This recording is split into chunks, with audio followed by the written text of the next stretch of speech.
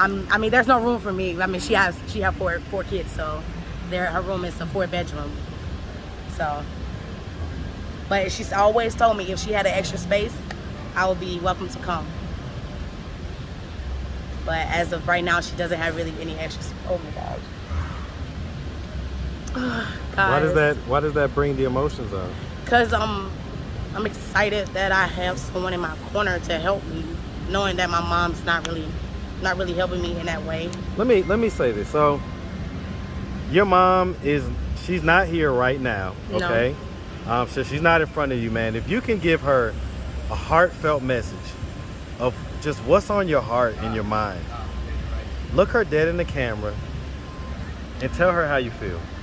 I love her. I love you. Like, I love you a lot. I just want you to get better, because it'd be better for me and my other brothers and sisters. We all split up and we don't have nobody else but you, and I just want her to get better.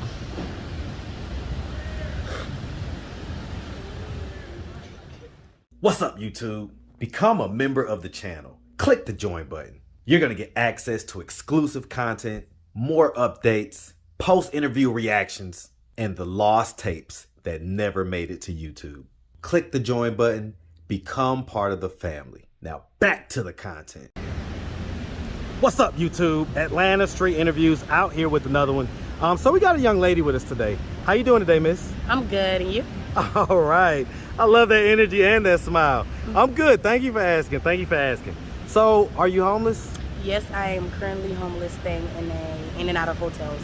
Okay, all right. And so, how old are you? I am 21 years old. 21? Wow, so young. All right.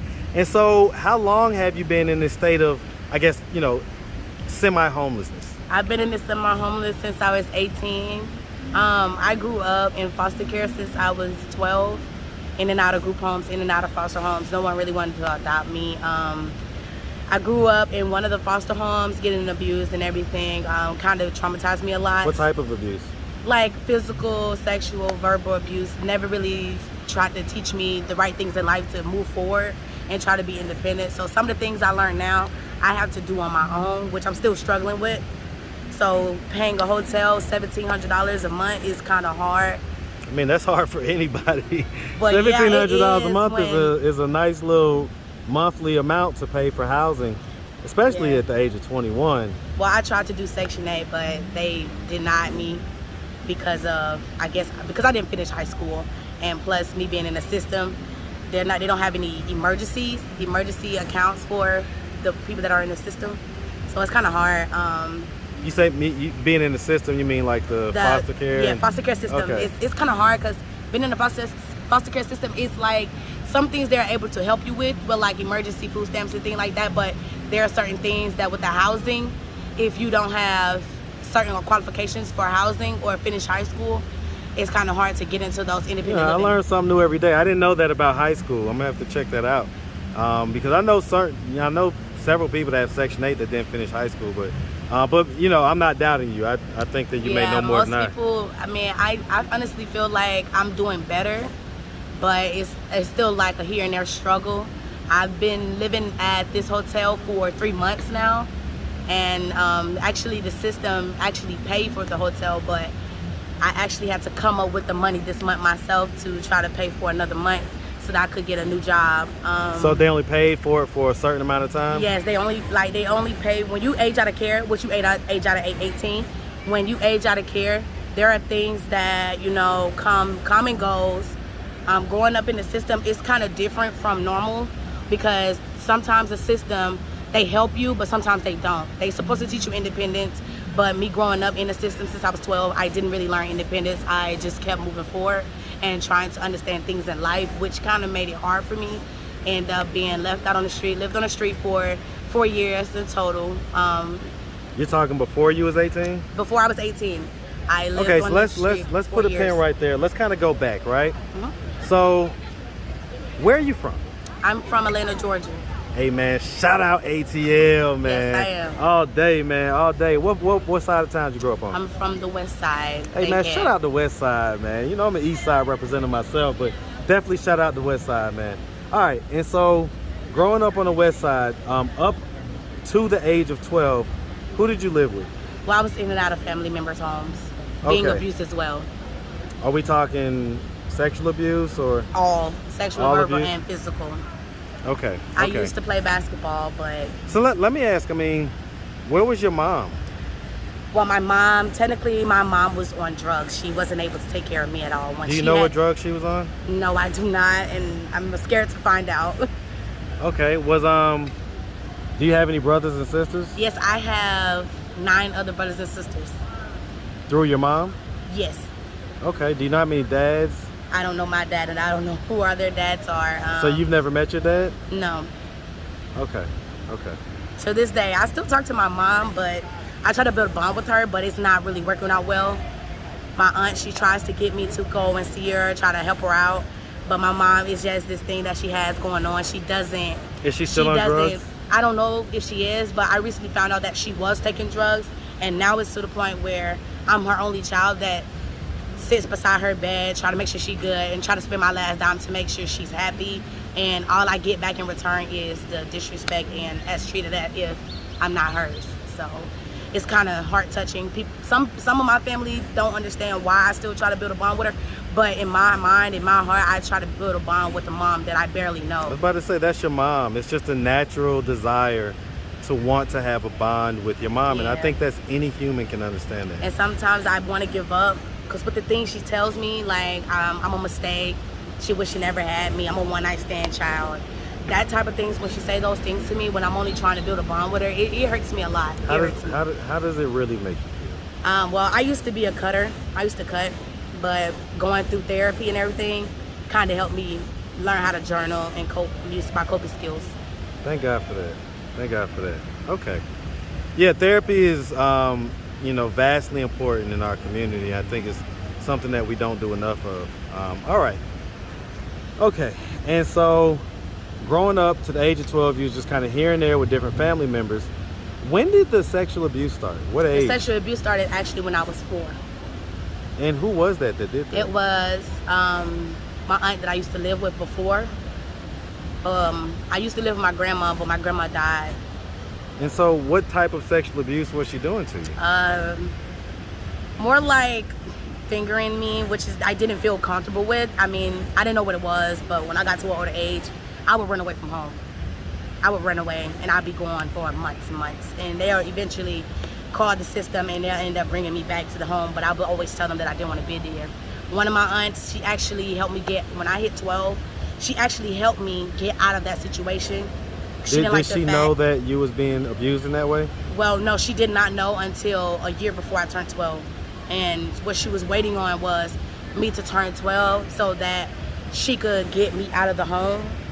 But me not knowing that she didn't have her home herself and she was staying with the aunt that was, doing whatever she was doing to abusing me, it just made it harder. Well, how did you not know that? You was living with that aunt too, right? She didn't start living with her until a year before I turned 12. Okay. So basically, when and she got I didn't there, notice until I came home from school that day. Okay, I get it. So once she got there, she seen what was happening, and so she helped you to get out. Yeah, she helped me. She recorded a video of me letting them know that this is what happened. I had bruises all over my body. My body was purple and black bruises, red and purple. And when she showed the police took me and my little sister out of the home. But my little sister ended up getting adopted, and I just been moved from group home to group home.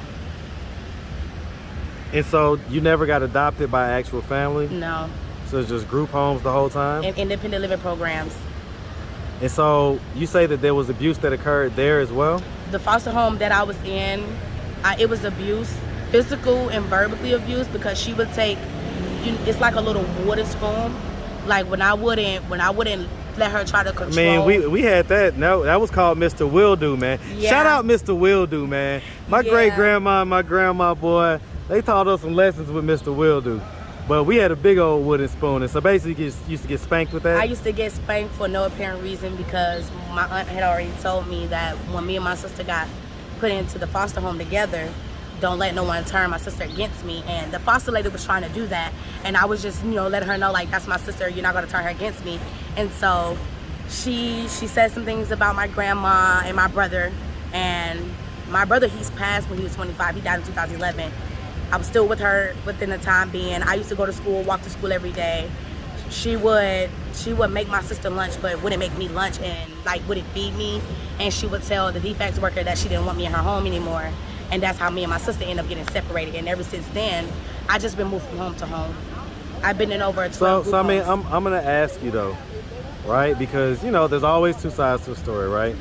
If I were to ask her, what was it that you was doing that was different from your sister, that was the reason why she wanted you out? Like if you can take some responsibility. So my sister, she's little. She's younger. Yeah, so she's younger, so she wouldn't know what really goes on. She didn't really have a say so where she wanted to go. Okay, I get that. But if I were to ask her, in other words, can you own any part of the fact that she wanted you out? Yeah, I caught an attitude with her.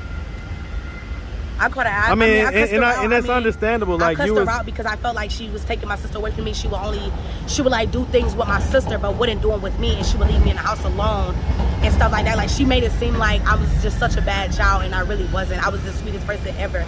It's just my duty was to keep me and my sister close together, because all my other brothers and sisters are split up in the system. We're all split up in the system now, and my little sister, the last baby, was the only one I had left, and ever since she's been taken away from me, it's been kind of hard to deal with. Is she still at that same foster home? Yes, she still is. And okay. I see her. I go to her school sometimes when I do volunteer work at the schools. When I go on field trips to do volunteer work and try to help feed, give out sack lunches for field trips. I see my sister every now and then, but I'm at the point now I'm trying to get custody of my sister because I'm over 18 and I can go to the program. I mean, but should you really have custody? Would that be the best thing for your sister? Because like, is she receiving good care, good treatment, all that good stuff where she's at? I haven't spoken to my sister in over 5 years now, and she's but you said that you saw her. Yeah, like that was the volunteer stuff. Yeah, but that was before. Okay, like, that was before. Like when I got moved out the home, and I ended up growing more into independent programs. I was able to go to the schools, go on field trips, and see them. Like, they have Boys and Girls Club. That was prior to 5 years ago? Yeah, prior to 5 years ago. Okay. So, actually, this year makes 6 that I haven't seen my sister, and she's about to be 16. How does that make you feel? Very depressing. I mean, it's heart-touching because my mom wants us to be all together, but it's kind of hard to find everybody. It's very hard. Well, why does your mom do the work to get you guys together? Like, she's not stable herself at all. She's actually in a little wheelchair right now. Is she homeless as well? No, she's not actually homeless. She has an apartment. She has a flat, but she's in the wheelchair. Yeah, she allowed her significant other to. She say that she fell off the balcony, but when we went to the hospital with her, the doctor told her that someone actually pushed her off of the balcony. She couldn't get out the front door, so. Is she still with that same guy? Yes, she is, and I do not know why. I tried to help, but it's like my grandma always said, you can't help someone who doesn't want to be helped. So let me ask, do you have any kids? No, I've had 3 miscarriages. Okay.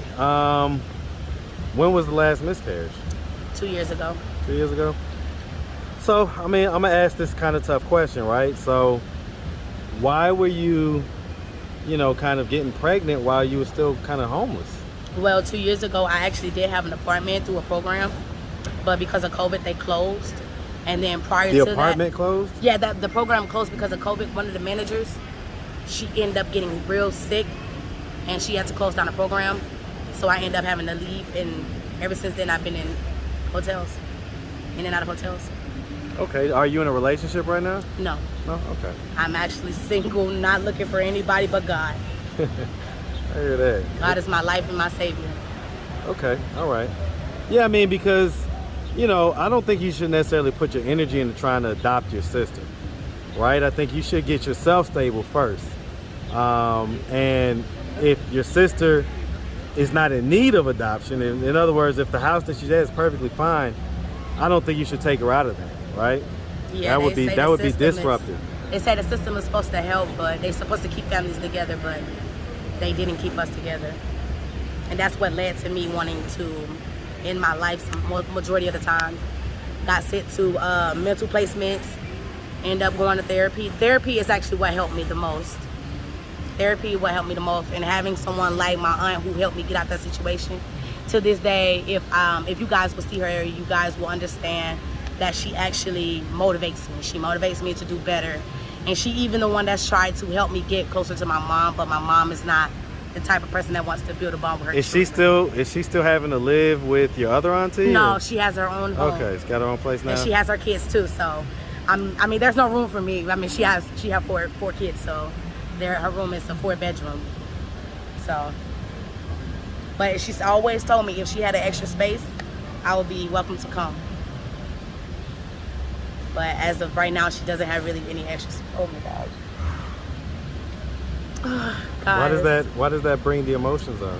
Cause I'm excited that I have someone in my corner to help me, knowing that my mom's not really helping me in that way. Let me say this. So your mom she's not here right now, okay? No. So she's not in front of you, man. If you can give her a heartfelt message of just what's on your heart and your mind, look her dead in the camera and tell her how you feel. I love her. I love you. Like, I love you a lot. I just want you to get better, because it'd be better for me and my other brothers and sisters. We all split up and we don't have nobody else but you, and I just want her to get better.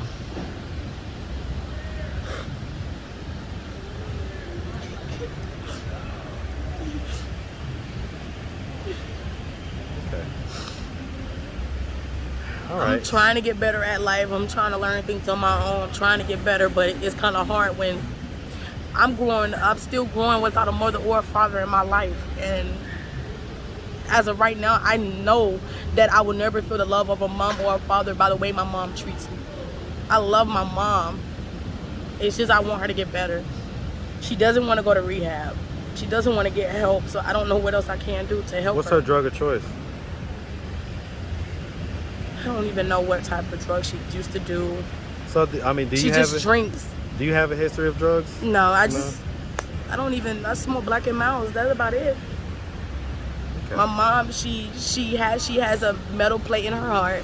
She take her heart pills and she drinks beer all day long, and she doesn't care if it hurts her or if it kills her. And I try to help her understand that, you can't do that when you got heart medicine. She doesn't have a full heart. She had a tumor that blew towards her heart, and she has a plate in her heart now.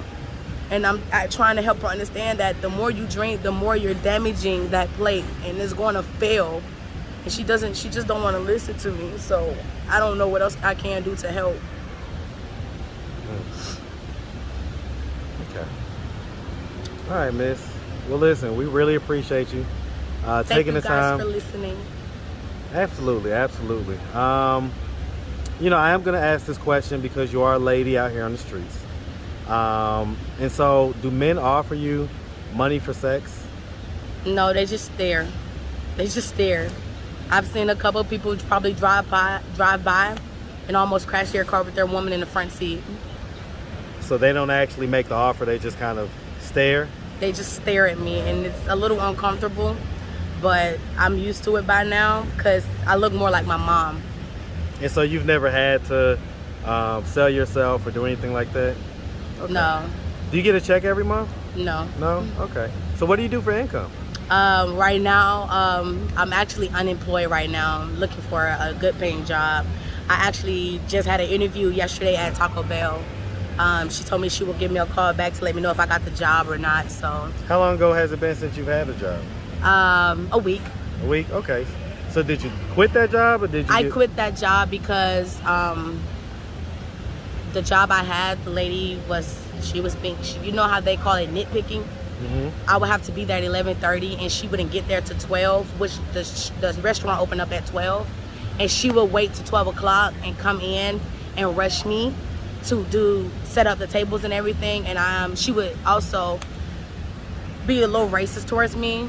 And I was just, I was like, okay, well, getting paid $10 an hour, I want this job. And the day I came in because I'm a busser, the day I came in to pick up my tip out, she fired me and said that I was planning on quitting that same day, but she fired me and said that I do a good job, but it's not what she want. And I asked her, I was like, you gave me a list of things you wanted me to do. Everything on your list I've done. What did I do wrong to get fired? And she was just like, it's not what I want. And I was just like, okay. And I just took that and I just left and went and applied for another job. I get it. All right. Well, like I say, man, we really appreciate you taking the time, answering all of our questions. If anybody out there wanted to reach out, help, or donate, do you have a way they could do that? Do you have social media, Cash App, anything like that? Yes. Okay, what you got? My Cash App is $whomademeh, and on the end of me it's an H.